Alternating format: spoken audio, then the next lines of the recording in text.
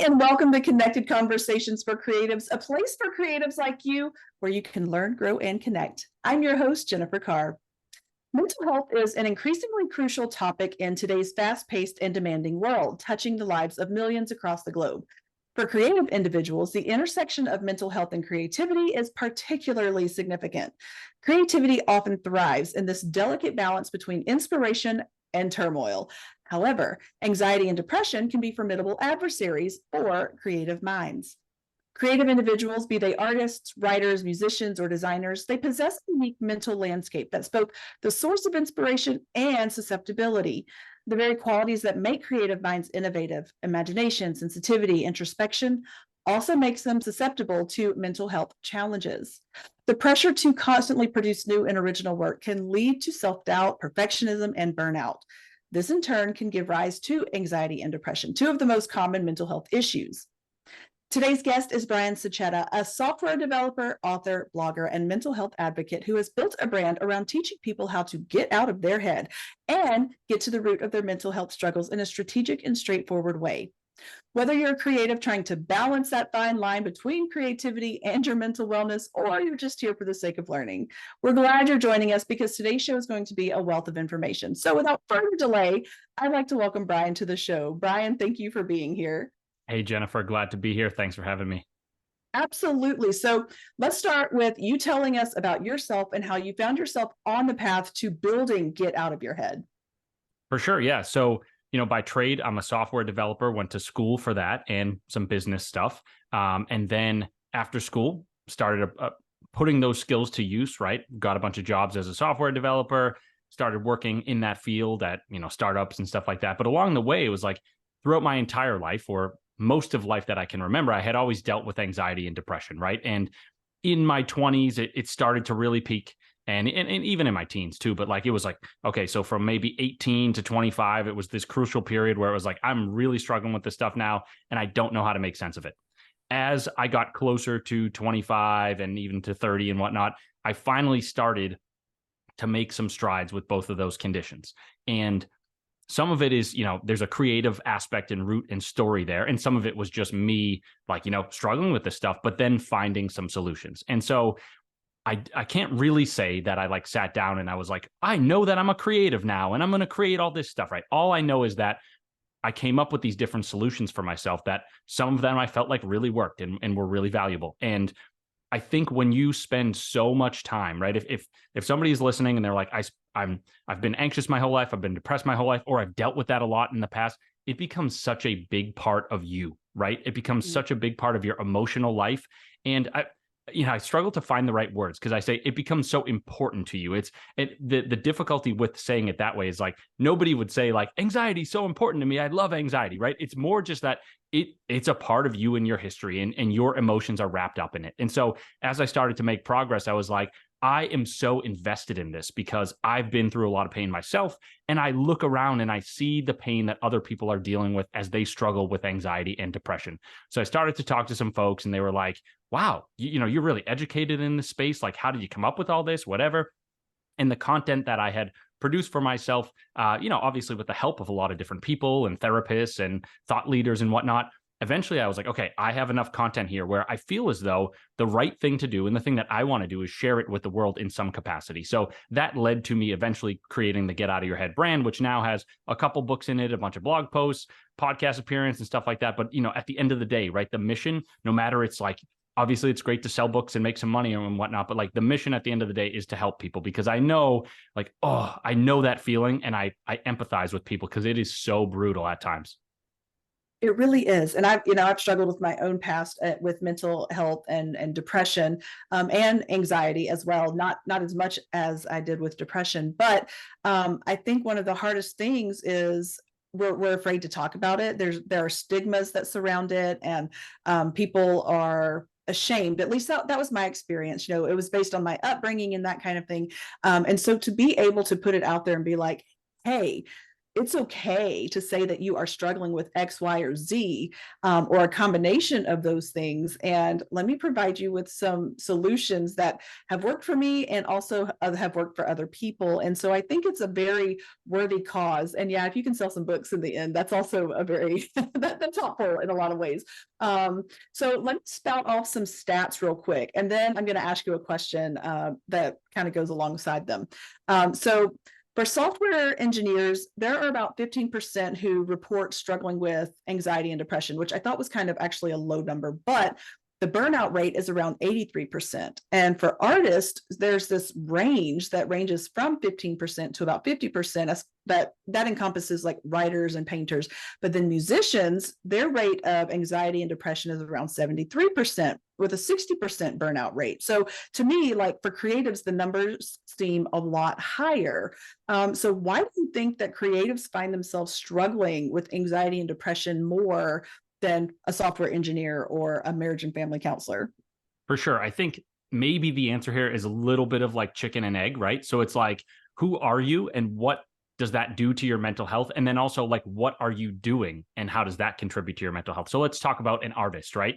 So first off, like, some of the stats you provided, thank you very much for those. Those are amazing. Mm-hmm. I had written down a couple that I'll just touch on real quick, which was basically that artists and writers are 20 times more likely to develop bipolar disorder, and then 10 times more likely to experience depression than the general population.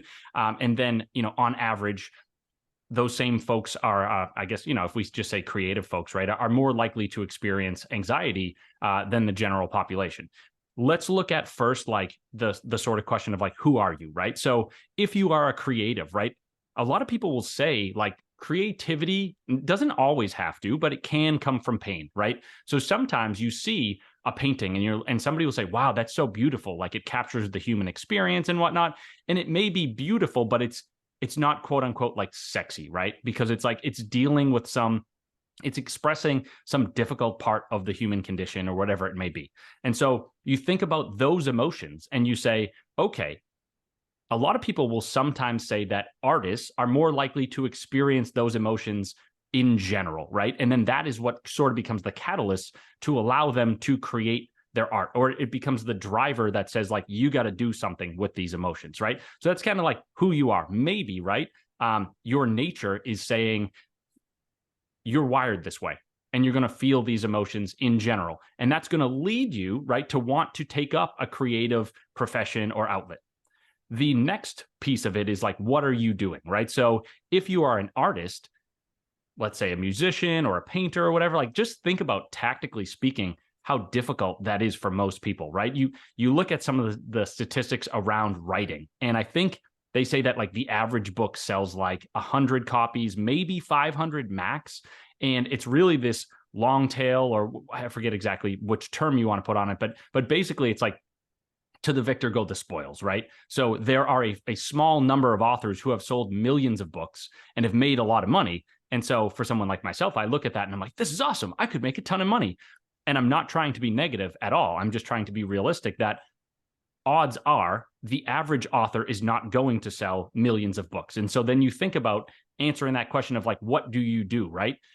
If you are an author, if you are a painter and you are selling your art, it becomes difficult. It can become difficult to put food on the table to make ends meet, right? So there's the first piece of like, what is sort of your DNA and your makeup?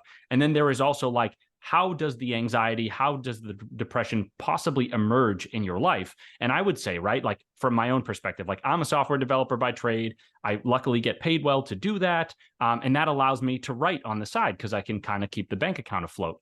If I had no choice and I was like, I don't have software development skills, or I am dead set on just doing the writing, I'm thinking to myself, like, to be totally honest, my book, I've sold plenty of books. I think my first book sold like 25,000 copies, yet a lot of those copies are promotional copies that sell for a lower price. And so I know that like, even though the venture is profitable most months, like let's say after bringing a lawyer to like fight a trademark case or something like that, all of a sudden that profit is out the window.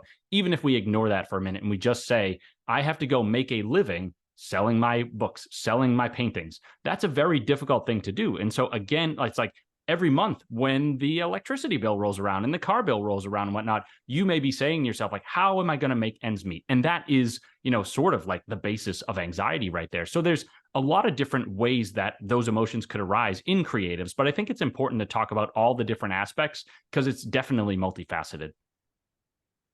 It really is. And I think that a lot of it we do bring on ourselves as creatives because there's always this pressure to perform, or whether or not we're putting it on ourselves or we're getting it from the outside. If you have a publisher who's saying, hey, here's your expectations, now live up to it, or you just yourself are that kind of person. That's me. I am the internal expectation person that is constantly putting the pressure on herself, and I have to take a step back and say, hey, you're doing this to yourself again, and take a step, like chill. And that's what usually leads to burnout too, is that these expectations that we think are there or may actually be there are causing us to spin our wheels harder and faster and harder and faster. And then we're like, okay, have I even made it the next step? I don't know.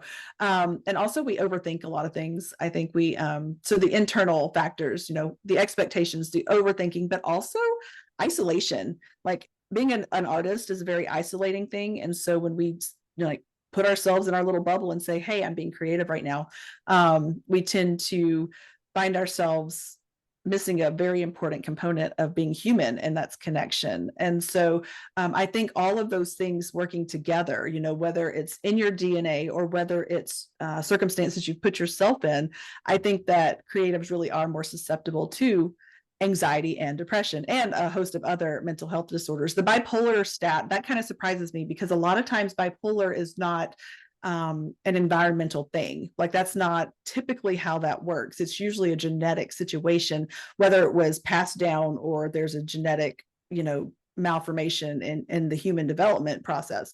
And so that surprises me. And then that makes you again ask that question, what was there first? Was the bipolar there first, or was the creative side there first? So I really, that was a very cool fact. I mean, statistic. Yeah, and you made some great points there. On the bipolar side and on the statistics themselves, like I don't claim to know why the statistics are the way they are, just kind of passing along the information and saying like, hey, maybe we need to look out for some of these things, right? Oh, for sure. And, with bipolar, you've got your manic states, which are like these really heightened emotional and mental states. And so, people with bipolar very easily could just be more creative because their brain is kicking into overdrive at this point when they're having a manic state. And then they hit that depressive point where they're like, okay, I'm shutting down. And, medication balances that out as well. So, there is that factor. But so there are lots of reasons. I mean, there's probably research studies that have been done on it. I had never heard it really put together, that bipolar and creatives, but it makes sense. It really does make sense. As someone who has battled depression in the past and confronts her anxiety regularly, I really appreciate a direct approach. And this is how I am when I am in a counseling session with somebody who has come to me and said, hey, I need help, or whatever the case may be. I really like direct approaches, and sometimes I'm a little too direct. And so when I do talk to people, I let them know, I'm like, hey, we are doing really hard honesty. Like, this is how I function. This is how, because I'm not going to beat around the bush. I'm not going to, I will hold your hand while looking you in the eye and saying, stop it. Like that's kind of where I am. I mean, obviously I do it a little more gracefully, but that may not be true for everyone, that they need that or can function with that kind of feedback. But I do love a good, tough love and honest truth, which is what the vibe I get from your work is. It's a very straightforward approach. So let's talk about how you came up with these strategies and how they've developed over time. For sure. Yeah. I mean, you definitely get the vibe down correctly. It's just kind of my personality, right? And I think some of it is just the fact that like if you deal with this stuff for long enough, like you can't beat around the bush with yourself anymore. I was on a podcast last night and we were talking about Ray Dalio's book Principles, and he's got 5 principles that he lays out for like, just living a good life and whatnot. And the first one is like embrace reality and deal with it. And what he is trying to say is that, if you're beating around the bush, if you're not being honest with yourself, obviously there may be pain associated with confronting reality. Like we obviously have to put that on the table. But if we, in time, like let's say 10 years go by and we still haven't confronted whatever this reality is, whether it's anxiety and depression, we are not getting ourselves the information that we need and able to be able to learn and then move forward more quickly, right? So for me, it was like after a short amount of time, right? After like a couple panic attacks, I was like, what the F is going on? Let's figure this out, right? Because your tolerance, I think, for, with how strong these emotions can be, like if they take over your life, you're like, hold on a second, I need to get back to my life, right? So broadly speaking, that is kind of the approach. In terms of the strategies and whatnot, it's sort of like, a little bit of an amalgamation of everything, right? It was as I was getting a little bit older, going through college and then going through sort of like young professional life and whatnot, I would hear a TED talk. I would read a different book. I would read a journal article. I would go to therapy, and I would hear these different strategies that people had put forth. And for me, what I wanted to do, right, and this is where I sort of, I wouldn't say force, but I kind of bring in, I what's the right word? I guess force is the only word I can think of at the moment, but I sort of bring in the software development side of my background, right? And I say I quote unquote A/B tested or split tested a lot of these different ideas and strategies. So I would, for example, I'd read a book and somebody says, go to a situation that makes you anxious and do some deep breathing, right? Do box breathing, breathe in deeply, make sure you get a deep exhale. And I would go to those situations, I would try that out, and I would see how that made me feel. And then I'd go to a different situation and I would not try that out. Maybe I'd tried something else, right? And the idea of split testing, right, in the software development space is to say, we're going to give people different experiences that all try to measure the same thing. So in this case, it would be the measurement is like, how anxious were you, right? And so the treatment, quote unquote treatment, not medical treatment, but the experience that you have or the treatment that you apply is that strategy. And so what I did over the course of like 10 years was I took all these different tactics and I said to myself, I'm trying this one out and I'm trying that one out, and which ones work the best. And then, my first book basically became a curation of all those different strategies and saying, I've whittled them down. And I'll even talk about some of the ones that I feel don't work. And I'll explain why that's the case. But then we're going to focus on the ones that I think do work the best, and we're going to talk about them. That's interesting. And, therapy, counseling, coaching, it is not a one size fits all situation. Not, and that's why a lot of times people will go see a counselor one time and they're like, that doesn't work for me. And the fact of the matter is that strategy didn't work for them, or that environment didn't work for them, because we're all unique individuals, right? So we all have these different personalities. And I'm thinking, I'm sitting here thinking while you're talking, I'm like, you have the brain of a software developer. And I know that brain because I married one of those brains. Like, I get it. Like, they are very straightforward, very logical, very left side. But then you have people like me. I'm more of a mid brain, so I could go either way. But when it comes to emotional things, I'm female, so there's that playing in my field. But also the right side of the brain is just a little more in control at times. And so there are strategies that would work for you that would not work for me, and vice versa. And so I'm just wondering if you've taken into consideration any kind of personality situation where you come up and say, this didn't work for me, but it could work for someone with this kind of personality. It's a good question. I think, unfortunately, I tend to say, I tried this strategy out and it didn't work for me. So I'm kind of moving on and focusing on the ones that I feel are beneficial for me. And then that way I want to share them with my audience.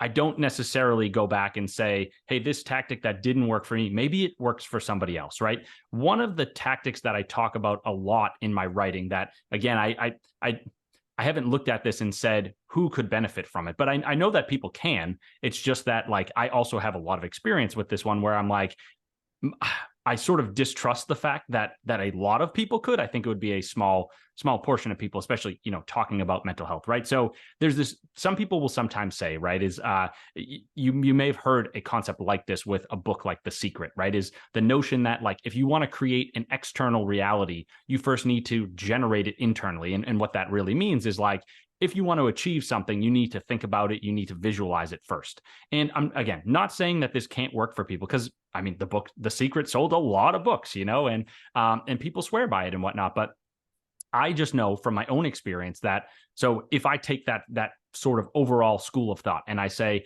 I want to experience less anxiety, I want to experience less depression by as a product, or like as a result of me visualizing myself, having better mental health, not being anxious, being carefree and all that. What I find happens, right, is, so let's just say we'll put a specific example to this. Let's say I have a job interview next week and I am anxious about it. Now, maybe I'm doing it the wrong way, but I've tried this out for a couple decades now and I just don't really feel like it works, right? And so what I would do is, like, if I were trying to to test out the strategy, I would say, okay, I'm going to the job interview. I see myself succeeding. I'm answering all the questions properly. I'm shaking people's hands. They're like celebrating. We're doing well. They're giving me an offer and whatnot. The problem with that strategy when it comes to anxiety, right, is that your body has, and your brain have already associated this event, this situation, with fear, with anxiety, all those kinds of scary words, right? And so when you go mentally to that place, your brain is like, okay, well, I see this thing that you're trying to conjure up, but wait a second, there's all these emotions over here, right? And so the more that you go back to that scenario in your mind, the more you are either directly or indirectly focusing on that feeling. And then, a lot of times what ends up happening is you end up struggling with it, right? It's like, first you're thinking about getting the job offer, and then next thing you know, like, some other thought pops up in your head and you're like, oh, well, maybe, oh crap, maybe I'm having a panic attack.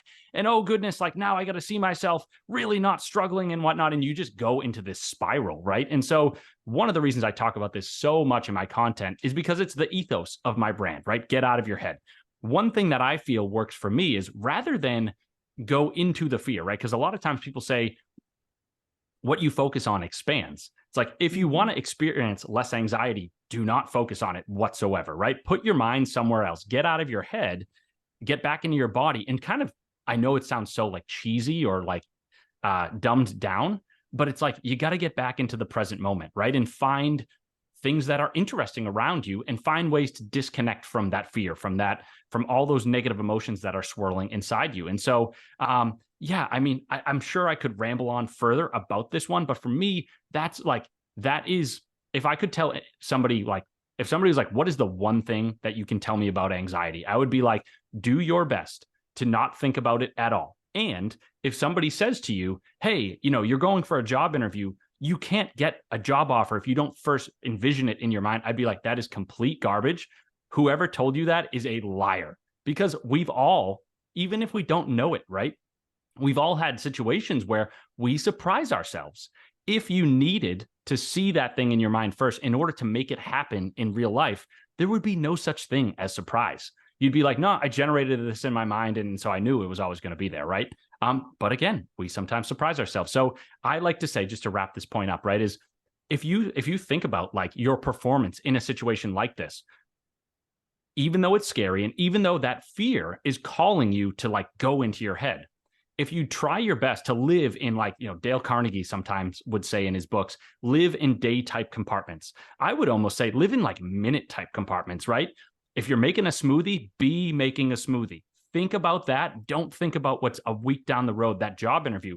You string those moments along, all of a sudden, I'm not saying this is always going to happen, but maybe you get to that job interview, and because you didn't ruminate the whole week, you feel kind of good. And then because you feel kind of good, maybe subconsciously you just get in there and do a great job on the interview. And then you come out of it and you're like, what the heck even happened? I kind of just blacked out. And that's the beauty of it, right? Is getting out of your head leads to great results. So No, you're right. And that is true. And I think a lot of times we think about anxiety in such a way that it controls us. But here's the thing, like, anxiety is rooted in fear, like you were saying, it's rooted in fear. And if you think about it in the terms of, like, the monster hiding under the bed, right, or in the closet, and the little kid is like, oh my gosh, there's a monster under my bed. And mom comes in and says, no, it's just this. And you look under the bed and there's a tennis shoe under the bed or something. They have now given name to whatever object it was that was causing them fear and anxiety. So if you give your anxiety a name and say, hey, no, I am just anxious because of the unknown, whatever the case may be, once you've acknowledged it, it can't control you. Like, it shouldn't be able to. It can, because we still let it, because we get in our head, we let it control us. But once we've given it a name and we can set it to the side and say, this isn't something that I'm worried about right now because I can't control it and it's not going to control me. We have said, okay, And that's how it should work. You should be able to get out of your head. And I love that, but too often, especially as creatives, because I think we're just more sensitive in a lot of ways and emotional, we let it take us over, because that's how we function. That's how we create, right? We let the emotion take us over, whatever, good, bad, or in between. And so we have to train ourselves to stop focusing on the things we can't control. And that's hard, especially for some of us who are a little more type A than others. It's really hard. And I don't say anything that I say to downplay that difficulty, right? It is so hard. And I will put my hand up each and every day and say, I struggle with these things too. I am human. We are all human. Absolutely. And it's not a one-time fix. Like, as soon as you give it a name, it doesn't mean it's not going to come back and haunt you. But once you've acknowledged it, it's easier to deal with once you have said, hey, this is what this is. I know what it is. If you keep working with the unknown, you can never find a solution, right? So you have to know what you're working with. You have to say, this is what I'm working with. And once it's outside of you, then it's much easier to, it becomes a little more tangible, even though it's not really tangible. So when you're developing, you had mentioned earlier, therapists and that kind of thing working alongside, or at least having input in your work. What kind of mental health professionals or consultants have you worked with, and do you hope to work with in the future? For sure. Yeah. So I went to therapy for a while. It was interesting, but there are, like you said, there are specific things that they will focus on, and maybe those are helpful for you and maybe they are not.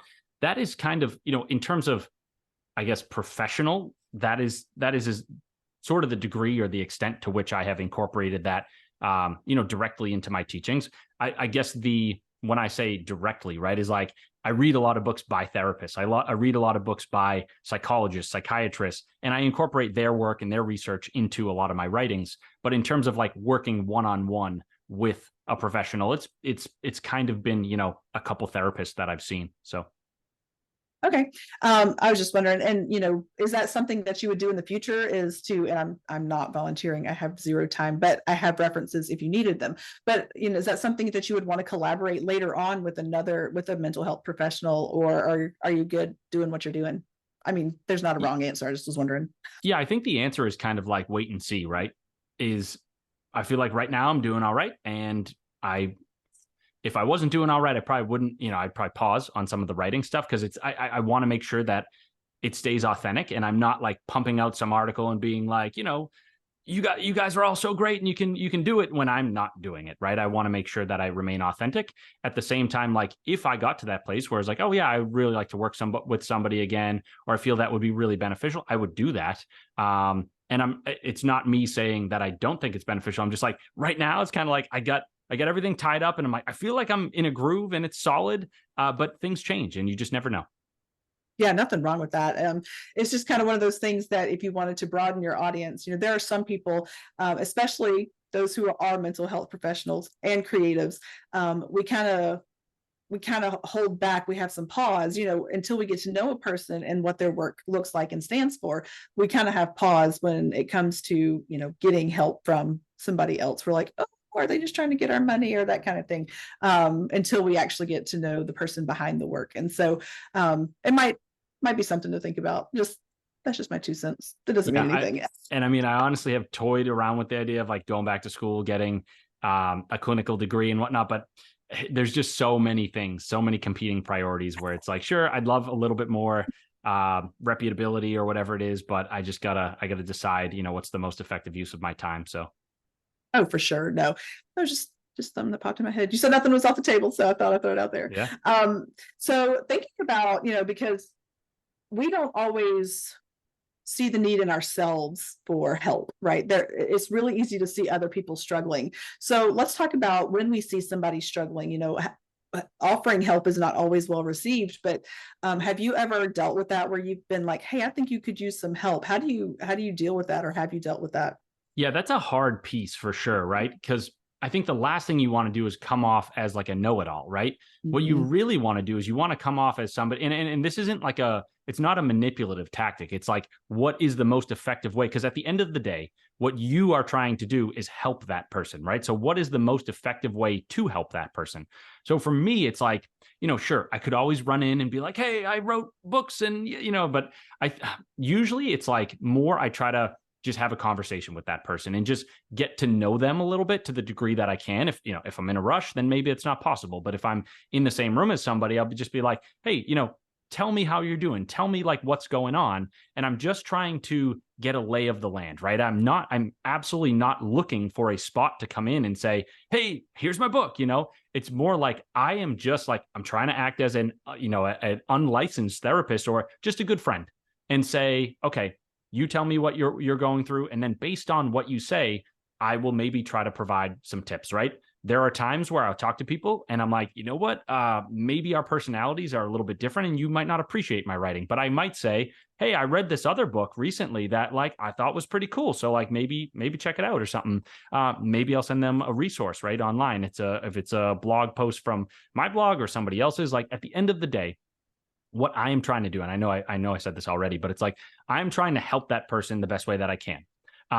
When I'm working on my brand, I'm kind of saying, I know that there are tons and tons of people out there who I don't know who they are. I don't know their names. I don't know their faces. So I'm sort of just like taking out the fire hose and spraying it and hope that I hit some people, Whereas like if you're in a room with an actual person, you then have to be like, okay, we're not specifically focusing on my content. We're focusing on this person that I now know who this person is and what would be best for them. So it's sort of a nothing answer in the sense that like it's all so nuanced and it's all so specific to the situation that you find yourself in.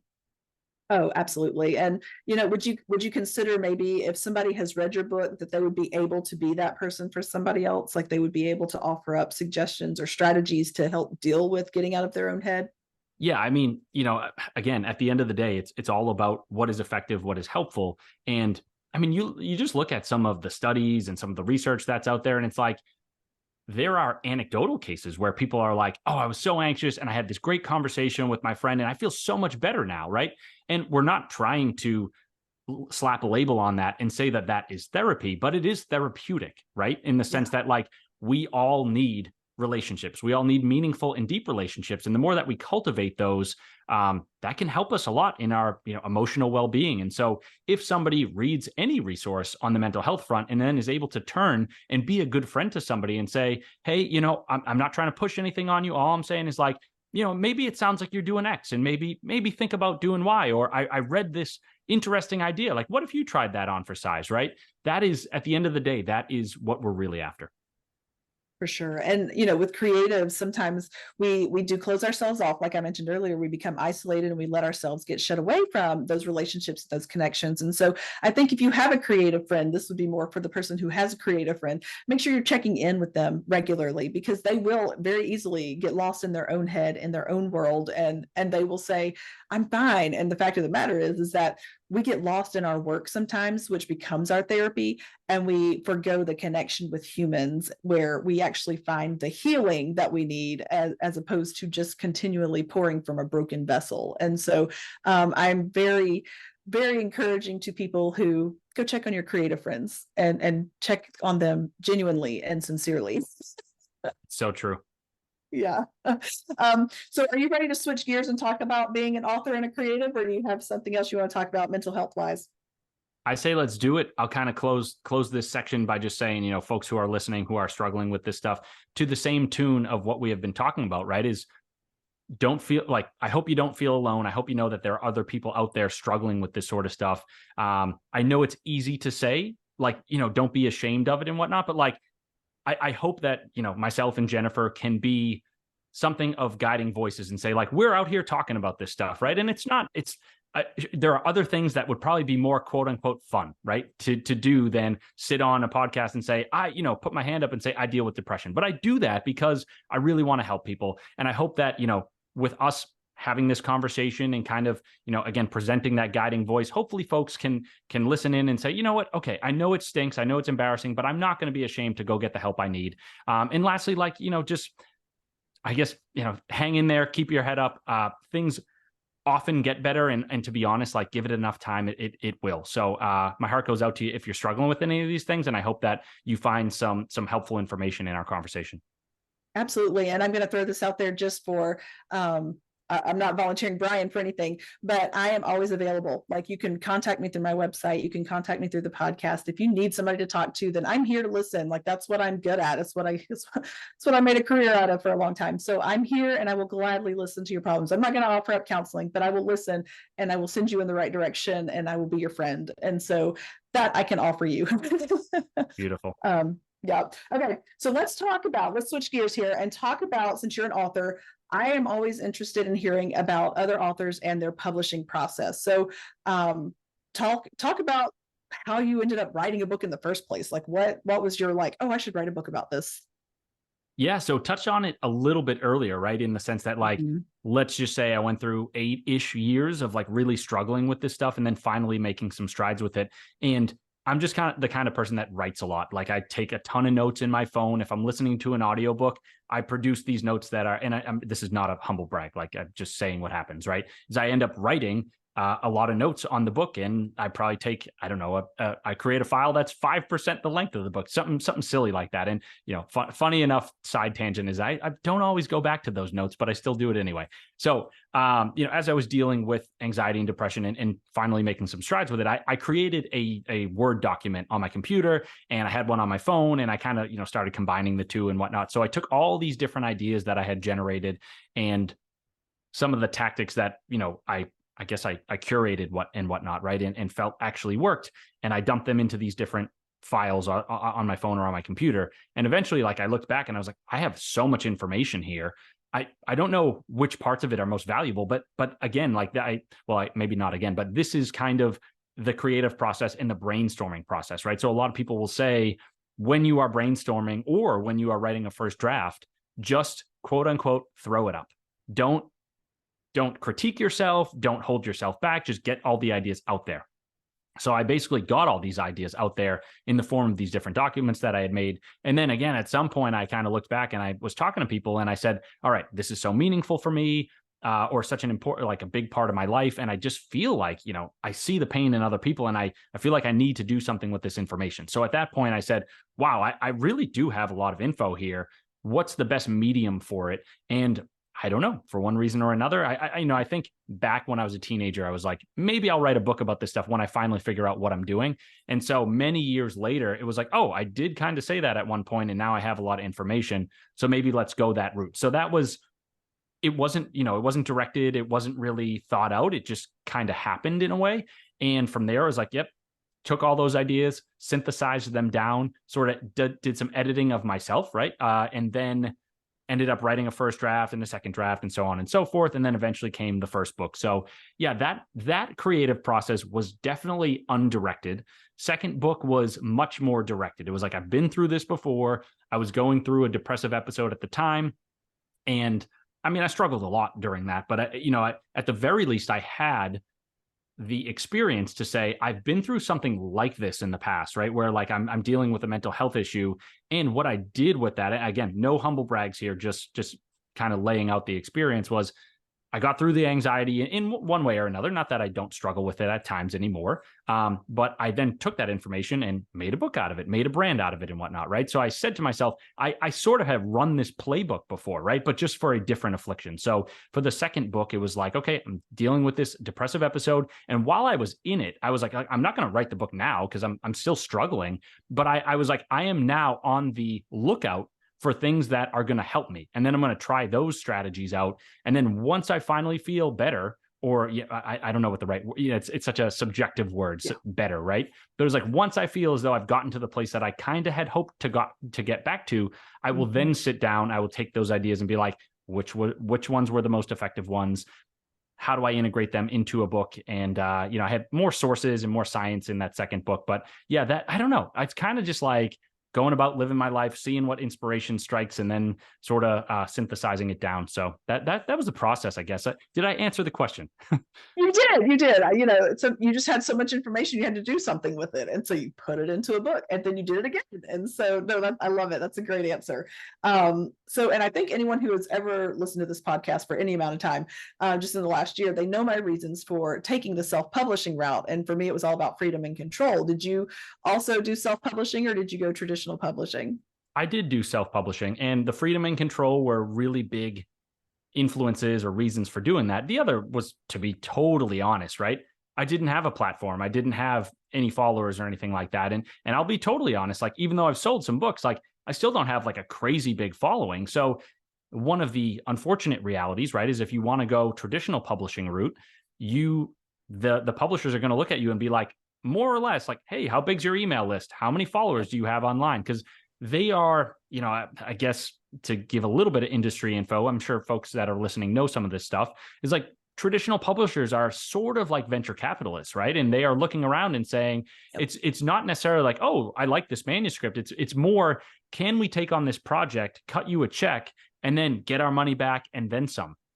Because if they don't see that path, right, they are businesses. And if they don't see a path back to profitability, unfortunately, they're not going to take you on. So one of those criteria is do you have that following? Do you have that platform on which your book can stand and sell a bunch of copies? So I didn't really have a choice early on, right? It was like, I just want to get this out there. So I'm going to go this, the self-publishing route. And I guess some of the benefits are the fact that you have that creative control. If you want to change your manuscript, you go on Amazon, you go on the different bookstores, if you use Smashwords or something like that, and you can just change the manuscript. Whereas that's going to be a little bit different with traditional publishing. Same thing for like running advertisements, right? It's very hard for a traditionally published author to run Amazon ads because they don't make as much money on each book, and they don't have the control of the account and where the book lives and whatnot. So those are some of the really, really big upsides of self-publishing.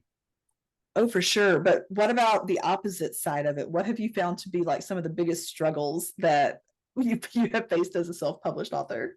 Yeah. So the most generic, or the more generic answer is just the fact that I think a lot of us, myself included, right? So if I go back to before I published my first book, I think that book came out in 2018. And so sometime in 2018, I was like, well, if I sell the book, on Kindle for $10 and I make $6, and I sell the printed copy for 15 or 20 and I make 8 on that, then do the math. And to become a millionaire, I only got to sell whatever that number is, right? It's not actually that many. If you really do sell that many copies, it's like 150, 200,000 copies or whatever, which is a ton, but it's not like you have to go sell 10 million books to become a millionaire. And so I guess I would just say, like, I'm not trying to crush anyone's dreams. You should still write and you should still go after these things if you want to, but you should also do it because you should do it more so for the creative aspect of it and the fact that you have something that you need to say than necessarily being like, I'm going to be a millionaire because of this. And what I'm really leading up to is the fact that we talked about it a little bit at the beginning of the show, right? Is being one of those long tail authors, or, I guess the most famous authors that sell a ton of books. That is difficult. I am not discouraging anyone. I am not saying that you can't do that. I'm just saying that it is hard. And so I think a lot of people, right, we go online, we go on one of the bookstores and we say, oh, this book's selling really well. Like, look at this. They are an overnight success. And I think the more that you deal with the markets, right, and I mean that in terms of like selling products, building companies, like, I do a lot of mobile app development. So it was like getting an app higher up in the app store rankings and whatnot. I think the more that you deal with those markets, you say to yourself and you see that though an overnight success, it is, I'm not saying it's impossible, but it is hard, right? And most of the overnight successes, this is kind of cliche at this point, but most of the overnight successes that you see are actually people that were unknown for 10 years, grinding and hustling and working hard, and then finally getting a chance or making a name for themselves. And then because nobody had heard of that person beforehand, they seem like an overnight success, even though, again, they've been struggling this whole time. So that is one of the generic sort of downsides of self-publishing, which is a little bit scary, right? Is like, let's be honest, if you put out a book and you don't tell anybody about it, or you tell your friends and family, you'll probably sell 100 copies, right? If you want to sell thousands of copies, hundreds of thousands of copies, it takes a lot of work. It takes a big platform. So you just got to keep working the system. I guess I will quickly touch on a more specific struggle that I have dealt with in the self-publishing realm. And who knows? I mean, this could theoretically happen to anyone, right? Is I have got a little bit of a masterclass in the law around publishing in the last couple of years, right? And so when was it? It was right around the pandemic. A book came out that had the same title as mine that sold really, really, really, really well. And Amazon actually kicked me off their website because this book sold so well. And I was saying to myself, like, I had put my heart and soul into my book and all my trials and tribulations and whatnot. I was so offended and so upset. And I was like, I didn't do anything. This publisher came out, put this book out of the same name with, I'm not trying to create too much controversy here, but a similar looking cover to mine. I was like, I felt ripped off.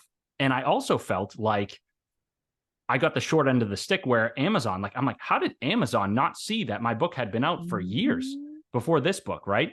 And so what ended up happening was I worked with a lawyer and he was like, look, if this is your brand and you want to protect it, you got to, create a trademark, you got to file for one, you got to get it approved and all that. And so, spent a lot of money getting a trademark created and getting that approved. The difficulty, right, is that even if, so a couple pieces. One is you can't trademark the name of a book. It's just like not in the law. That's like not how it works. You can trademark the name of a brand, right? So it's like, if you think about it, it's a mark that is used in trade, as in like you sell it, right? Or you sell products with that mark on it.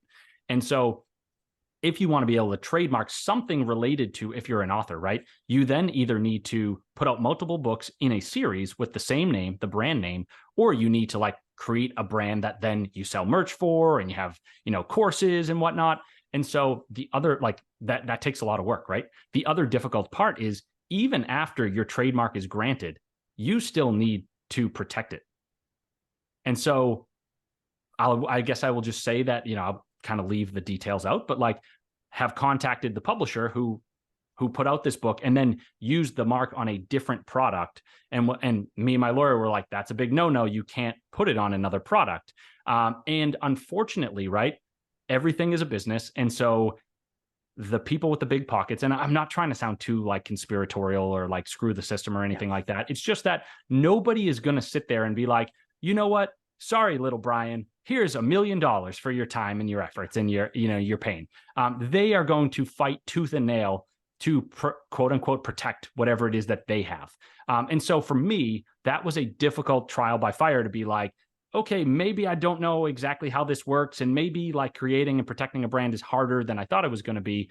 At the same time, I know that if I had created the trademark a couple of years before that, my standing would have been a little bit better. Not that I wouldn't have had to have paid to protect it, because you always do. But at the very least, my case would be stronger. And then maybe my lawyer would be like, yes, we are definitely bringing this case, So the reason why I talk about all that, even though, yes, sure, I am big mad about it and all that, I don't say it just to like, to get a rise out of people or to like say, woe is me or anything. It's more that, okay, if you are listening and you are a publisher or you're an author and whatnot, if you plan on creating a new book series with multiple books in it, and this is your baby and this is your pride and joy, and you're like, okay, maybe one day you'll find out, like maybe you'll find the success you want, maybe you won't. But if you plan on having that success, regardless of what ends up happening, I was going to say implore, but I'll use a less harsh word. I would suggest that you think about filing a trademark for that brand, right? If you are writing The Adventures of Timmy and Sally, part 1 and part 2 and part 3, think about protecting that brand, because from day one, if you do that, and then somebody else comes out with The Adventures of Timmy and Sally, you have something that you can defend more easily. So don't get yourself into some of the trouble that I did. Again, not that it's not expensive and not that it's not difficult and time consuming, but just kind of put your best foot forward, because again, right, this is your creative works are your baby, and you got to do everything you can to protect those. So that's kind of the end of my rant there.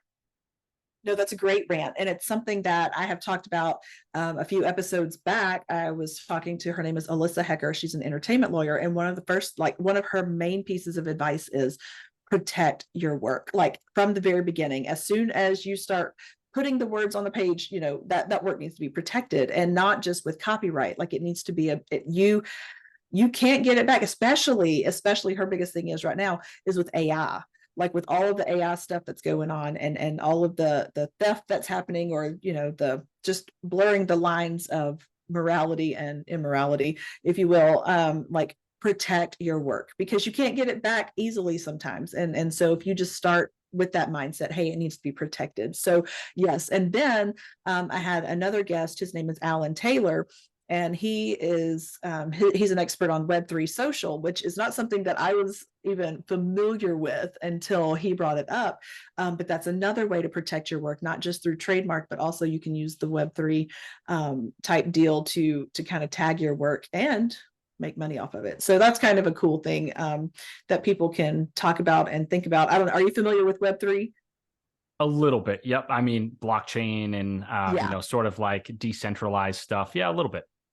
Yeah, he was talking about how he uses it to, again, you basically tag your work. And so once it's out there, yes, it can be transferred and that kind of thing, but it's still originally yours. And so I thought that was a pretty cool thing. I'd never heard of it. And so we've been doing a lot of research on how to utilize that kind of thing when it comes to especially electronic and digital work, that kind of thing. So it's pretty interesting. And then going back to what you said earlier, I think a lot of times our imposter syndrome comes from when we start looking at people who were, quote, overnight successes. And the fact of the matter is we don't know their story. So never assume that you know somebody's story. Never assume that you know the struggles, because you have your own struggles that you're dealing with and you think it's just not fair. They got it so easy. You don't know if their struggles were 10 times worse than yours. Like, no, absolutely not. So I think that as creatives, and that's a lot of times where those expectations come from, is we start comparing ourselves to other people who have had some modicum of success, even though we don't know what it took for them to get there. So yeah, get out your own head and start working on your work and leave their stuff out of it. So you have only written nonfiction so far. Have you ever dabbled in the fiction world? I have not. I honestly don't anticipate it. I mean, maybe if something struck me, sure. But for the most part, it's like I get my fiction fix through reading Harry Potter, and that's pretty good for now.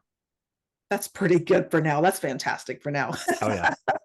Harry Potter will take you, like, once you end it, you start back at the beginning and keep going. And that's an example of one of the authors who, you think she was an overnight success based on the success she has had, but it took 12 years before the first one was published, and of her writing on trying to get it out there, and it took her a good 12 years. Now, apparently that 12 years paid off because she's got some money in the bank, but that was a story of, you can't compare yourself to that.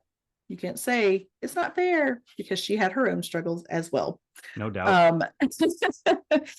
Also, this is just kind of a funny tidbit. You were talking about how we're not really in this to make money. You write for yourself because you love writing and you love stories and that kind of thing. I had posted a stitch on TikTok the other day where these guys were being interviewed and they were like, how much does your wife need to make, bring home? And they were like, 60K. And I laughed and I said, well, then tell them not to marry an indie author, because it was the beginning of the month and my KDP sales were like $12. And somebody was like, oh, you only have to sell 417 more books. And I was like, holy crap, like that'll never happen. That's immediately my thought was, I can't do that. Like, that's not gonna. But anyway, yeah, people think that you go into writing for money. You don't.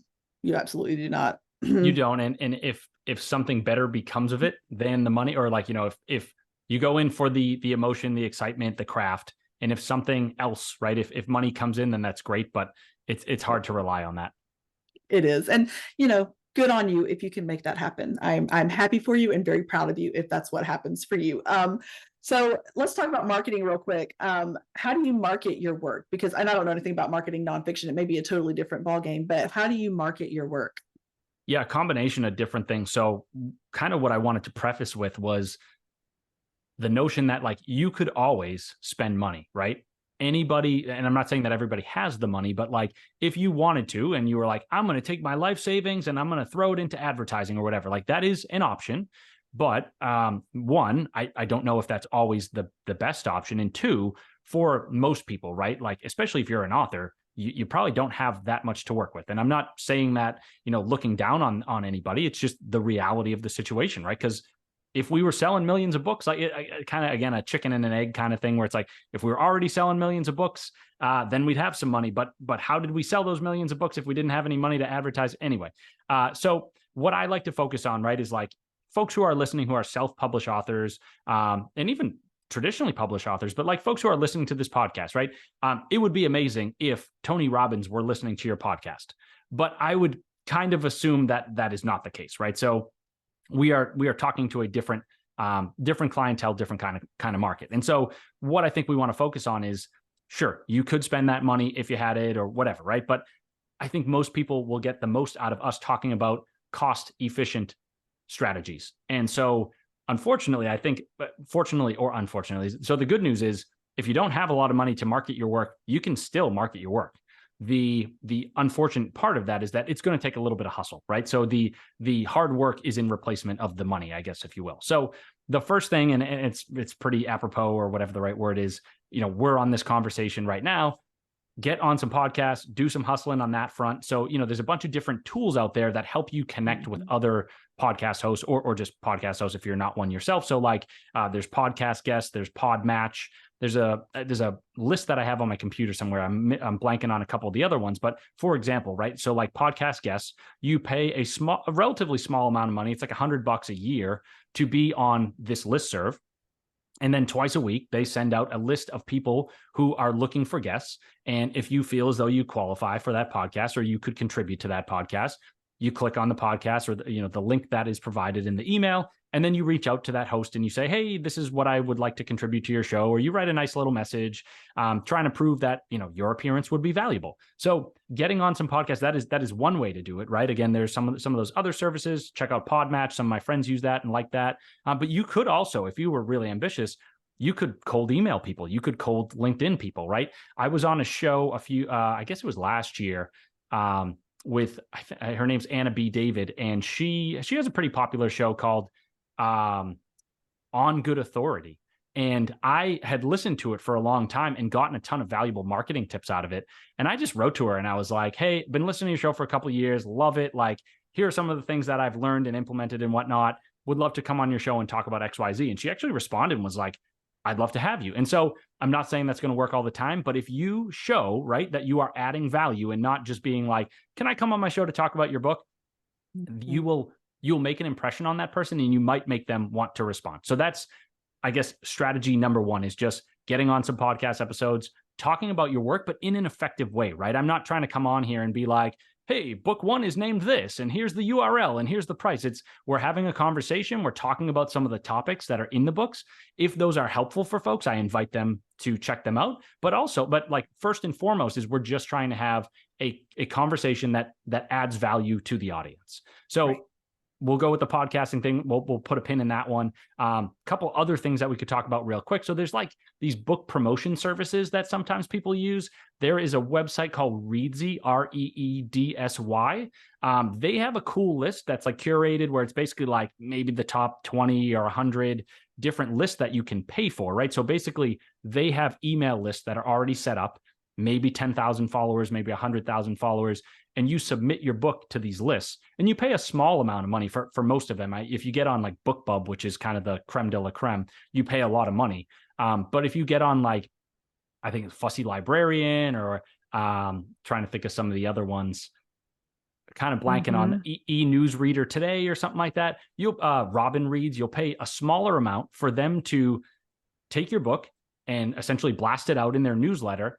You will have to drop the price of your book because it's a promotion service, right? It's not just like an email hit, if you will. So you have to discount your book for a specified period of time. So that way they're like, look, we're sending these emails out to our readers. We're not sending out $20 books and 20 books in each email to everyone because that would cost so much money. And how do people read all those books and spend all that money and whatnot? But it's an effective tool, right? The goal with those services is, so you're going to get, if you get on one of them, you're going to get a spike in traffic or a spike in sales.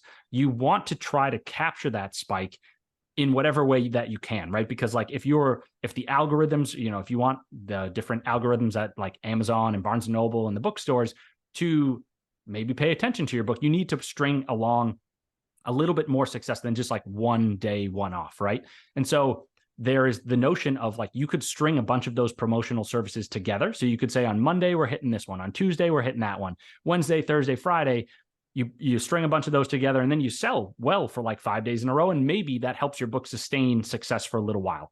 The other thing that you could do, right, is you could use a service like that to capture, let's say, like people's emails. So maybe you put a lead magnet or a call to action at the beginning of your book that says like, thanks for buying this book. If you want an additional piece of information that I can provide you, like maybe it's an ebook, or maybe it's an audiobook, or something that you recorded that's on tape, a video, whatever. Go to my website, punch in your email, I'll send that to you. You are adding more value to that reader or listener if it's an audiobook or something like that. But also they are providing you with an email address. And, I really hate to say that everything is economics, because it's not. But like, if you think about it, right, it's like people pay for people may say, I'll pay, $1,000 for 1,000 email addresses. And so in a way, what you are kind of trying to do, or what you are doing, is you're saying, I'm paying $40 for that promo site. I'm hoping that I sell X number of books at a discount. I make my money back on that. And then I'm also hoping that the value that I create on top of that. So if it's you collecting extra email addresses, maybe you collect 10 more and you say they're all worth $1. And then maybe your, I guess, not the money in your pocket per se, but maybe the, what would you call that? Like the effective cost to you, or the effective profit to you, you made a little bit of money, even though it might not necessarily be in your pocket. The last thing that I'll talk about, and then we can discuss some of these things, is this one's a little out there, but it definitely works for folks. Is so like, if you've ever been on the website Quora, which is sort of like a question and answer site, you can go on there and you can kind of say, create a profile and say, I am this expert, or I'm a subject matter expert in this particular domain. And then you just go and answer questions related to your topic of expertise. Yeah. And again, you're not doing it to be like, hey, buy my book. It's more like you're trying to just build a platform for yourself. And then maybe in this specific market, people are like, wow, I keep stumbling across Jennifer's answers. Like, who is this woman? Yeah. And then they look and they're like, wow, like she's pretty legit, And so again, it's just trying to create a little bit of a following, trying to get your name out there and whatnot. But the methods that I talk about, the reason I wanted to talk about them, right? Because in the self-publishing space, we are probably not dealing with huge budgets. All three of these, like, they don't require a ton of money. They do require work, right? You got to plan some stuff out. You got to write some stuff down. You got to reach out to people, put your heart and soul out there a little bit. But if you are willing to put in the work, you can definitely get some of the returns that you're seeking. Absolutely. And it is a grind. It is a daily grind that you have to commit to, and having a plan will help you stick to it. But you do have to make the commitment. It's not a one-off type deal, because you are talking about, there are multiple, like you were saying, different platforms. Written Word Media is another one that's pretty good. But they have what they, I think, what are they called, book stacks that they're doing now, which is the promos for different genres. And I think they just sent out a whole new collection of them, for like, they're taking submissions for their book stacks to send out in emails. And then Book Funnel does what you're talking about with collecting emails and that kind of thing. You can provide your free, and it's what I do, is I have like, you can read the first 2 chapters of both of my books for free, but I get your email address. And so it's a win-win. Everybody's winning. You get to decide if you want to read the rest of the book, and I get your email address one way or the other. And so then they know what's coming later down the line. And then Brian Cohen does a free Amazon ads class. It's like a 5-day class, and it's not as detailed, it doesn't go into all the details of Amazon ads, but it's a really good one for getting started, and it's free. And so you do have to pay for Amazon ads, like you have to pay for the ads that you put up or whatever, but his class is free. And so finding resources like that, where people who are experts can get you on the path to say, hey, this is a good place to start. That is an excellent place to go when you're just getting started. We're to the point now where we're going to flip the script. You are now the host of the show for some questions. So I turn it over to you. This will be great, because I feel like I talk a lot, and it'll be nice to get some questions over to you. So one of the things that I had written down, I guess I was thinking of it in terms of writing. You could answer it if you want in the context of writing or in the context of podcasting, is what are some of your rituals, whether they're like, drinking coffee or like going for a run or whatever, like what helps get you in the mindset of being like, I want to write, I want a podcast? I can guarantee you it will never be go for a run. So you can just take that right off your list. I tried that one time. I didn't like it, so we didn't do it again. No. Okay. So as far as writing goes, I have to And I was actually talking about this yesterday with somebody. They were like, how do you do all the things that you do? And I'm like, not well. Like, there are lots of things that fall through the cracks. So if I have been in, because they're two totally different entities, writing and podcasting, they require two totally different plans and mindsets when I'm doing it. And so like I have a planner here and I have a planner in front of me on the wall and I have a to-do list over to my left. And so, and most of that revolves around the podcast. And so if I am knee deep in any of those things, I can't write. There's no creativity whatsoever because I am focused. It's a very business-like mindset. I have to have the outline. I have to have the emails. I have to have the follow-ups and all of this stuff. And I have to do the scheduling and what have you. And so if I'm podcasting, I have to be in a very professional, I guess, mindset is what I have to do. I have fun, I'm casual, I'm laid back, but getting up to that point is very like tunnel vision. When I'm writing, all of that has to be far separated. I have to take like an hour break. If I have a morning call with somebody, I can't write until the afternoon because I have to process everything that's already happened. And so, but once I've done that, I can sit here in front of the computer and I can type. I tried this afternoon. I tried writing some things this afternoon and words just were not happening because I knew what was coming. And so I probably wrote about 50 words and I don't even know what those words were. Honestly, I haven't read them again. And so, but I have to be free to be creative in order to write. Otherwise it doesn't happen. So, but other than that, I don't really have rituals. I have things that like, I don't listen to music with words. If there are words with the music, I can't focus because I want to write what I'm singing because I'm listening. And so, but really I don't have requirements or anything like that. Cool. I definitely like the answers. And I feel like I get to that same point too, where I'm like, I look at my to-do list and I'm like, oh, I got to do this. I got to do that. And there's just something about like clearing the path and being like, once I'm done, which is a little dangerous because there's always new things stacking up on the to-do list. Yes. But you're like, I'm clearing the path. And then like, I'm shutting off my phone and I'm writing. And then that way, like nothing can pull you out of that. Right. Or at least like it's harder to get pulled out of it. So yeah, really interesting. The only other question that I wanted to send your way, it's more on the writing front. And I think probably folks that are listening will have dealt with this or would be curious as to the answer would be, so let's say, I guess the first part of the question is, do you ever deal with writer's block? And if you do, what are some of the ways that you work through it?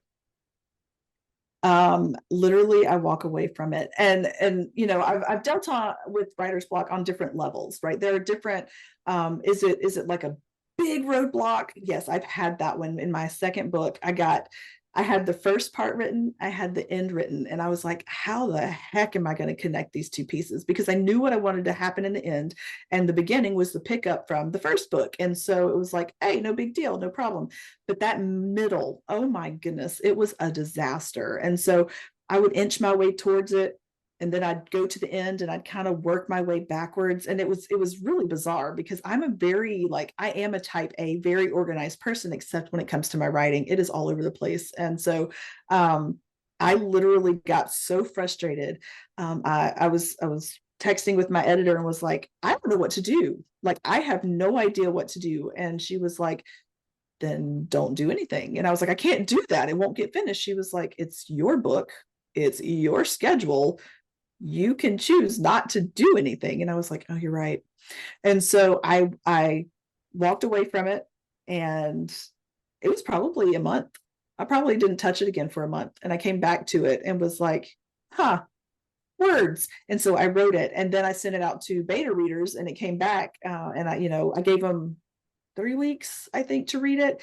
And when I came back to it, I was like, I read their feedback and I read the middle of the book again, and I went, now I know it needs to change. And so honestly, when it comes to writer's block or creativity block, whatever that is, sometimes it's the best in your best interest and the best interest of the art to just walk away from it and just set it to the side. Now, if you're on a deadline, that's a little bit different, I think, which, that sometimes comes with the territory if there is a deadline. Because with my first editor, my second editor is very, very different, and I have a little more control because she's my sister. But the first editor, we were on a deadline, and so it was like, okay, you have 2 weeks to finish this too. And I didn't like that pressure at all. I did not care for those deadlines. And so which is funny because in my personal life and in the podcasting world, I very much so like deadlines and dates and due dates and that kind of thing. I'm like, let's do that. But with my writing, I can't do that. And so it's some, but walking away, if it's an option, walk away from it. That's what I do. Cool. Yeah. And the deadlines Yeah. are crazy. Just like personal experience, I have been over the last, it's getting close to 2 years, but obviously I can only spend so much time because I'm doing the full-time software development. But I'm trying to go back and touch up my first book just because it's been out for 5 years now. I just want to improve it and add a couple Yep. things, whatever. And the amount of times, like it's all self-imposed deadlines, but the amount of times that people have asked me, they've been like, oh, wow, yeah, you've been working on that for a while. Like, when are you going to be done?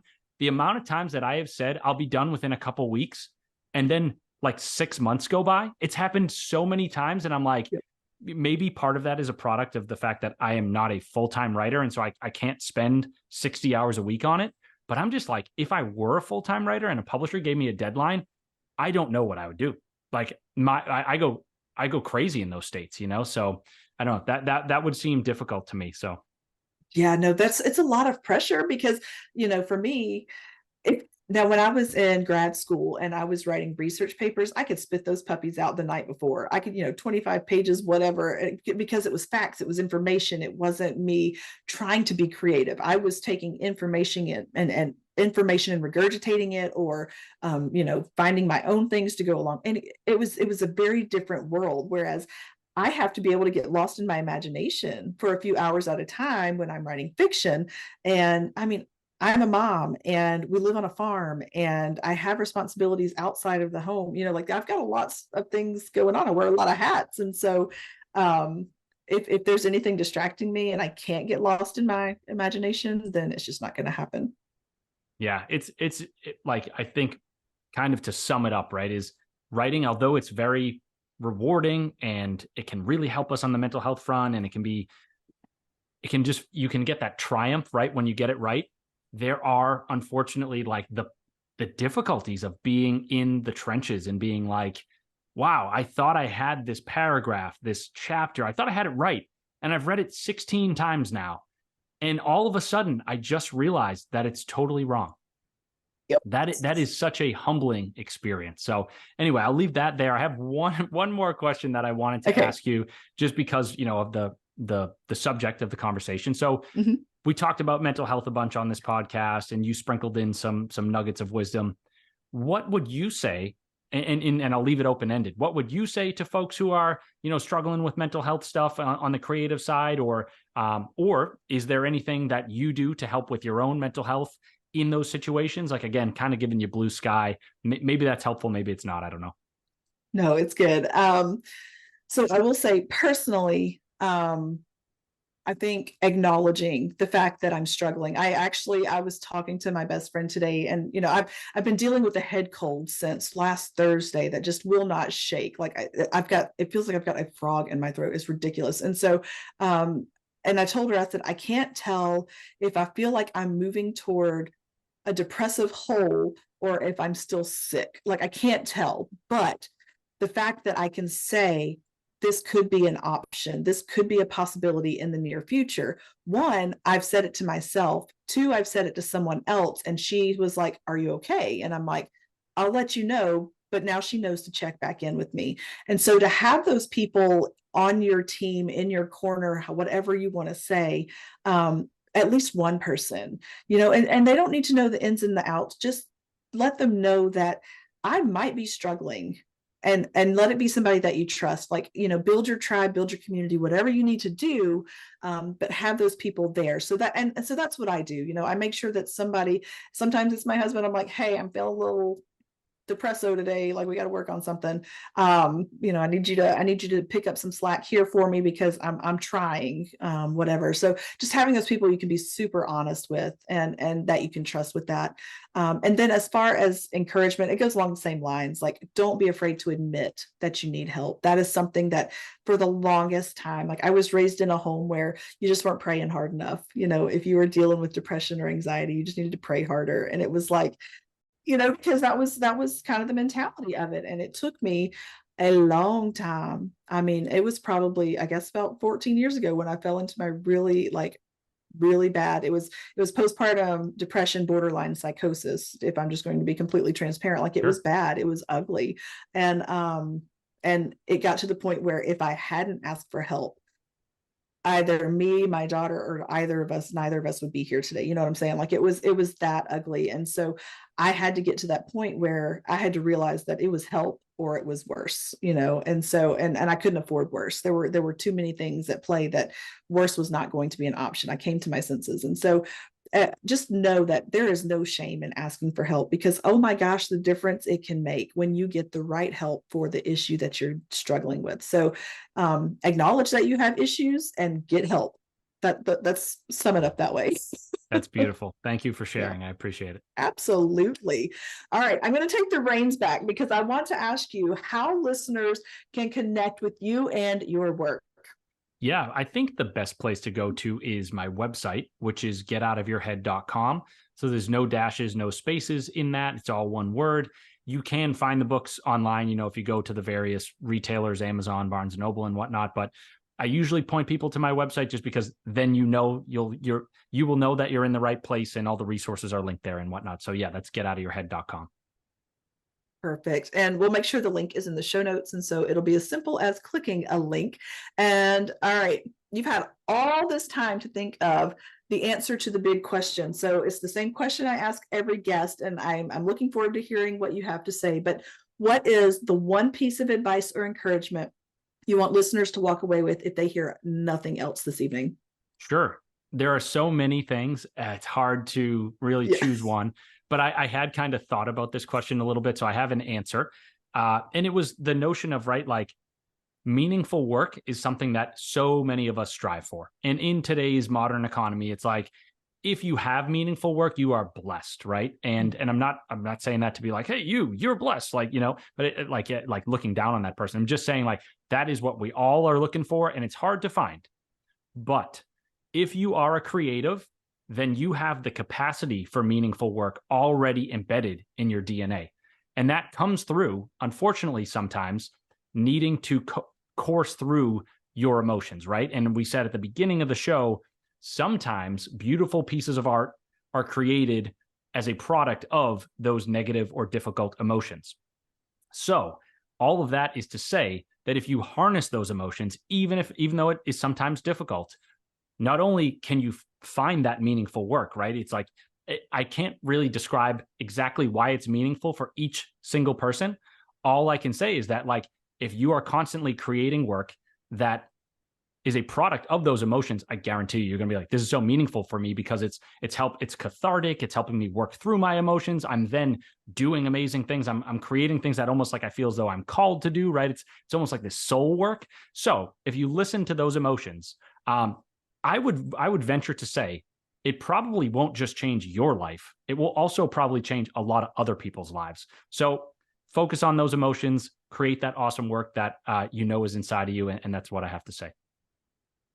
That's perfect. That's a perfect way to wrap this up. Brian, thank you so much for being here and having this conversation. I know that it took us a minute to get there, but we got here, and I think we made it worth our while and everyone else's. So I'm really excited to see what's coming in the future. You got any books, that you're planning to write after we have this really great conversation? I mean, I'm happy to contribute. No, I'm just kidding.